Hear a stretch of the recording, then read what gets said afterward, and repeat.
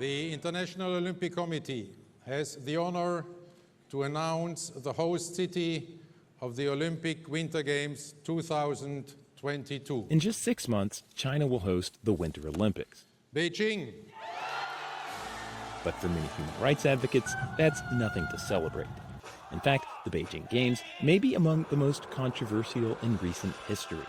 China has locked up over 1 million Uyghur Muslims in places like this re-education camp in its northwestern region of Xinjiang. Many were jailed for having a beard or reading the Quran. It's genocide, according to many rights groups. But International Olympic Committee Chief Thomas Bach says such issues don't concern the organization. The Olympics, he says, cannot be political. As a non-governmental organization, we have neither the mandate nor the capability to change laws of sovereign countries. We cannot solve human rights issues which generations of politicians were unable to solve. But that rationale seems offensive to many Uyghurs. Let me ask this, is genocide a political issue? Is mass rape of the innocent women, is that a political problem? Living in an Orwellian hell of surveillance, innocent people put in concentration camps, is that a political thing? Roshan Abbas is a Uyghur whose sister, a retired medical doctor, was jailed on terrorism charges. Since then, Abbas has turned to activism.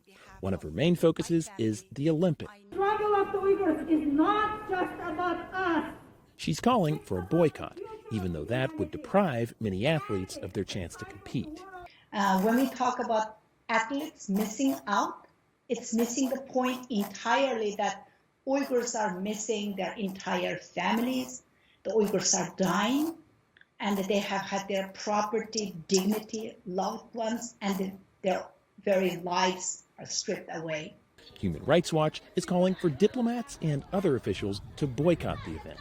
Because by attending the event, it's they can be used as a tool by the Chinese government to legitimize, their crimes against humanity and other numerous human rights violations. It's not yet clear how big the boycott will be. Even some in the U.S. are reluctant to participate. The IOC, meanwhile, says it must remain neutral. They have not publicly criticized Beijing for any of its human rights violations, not to mention talking about,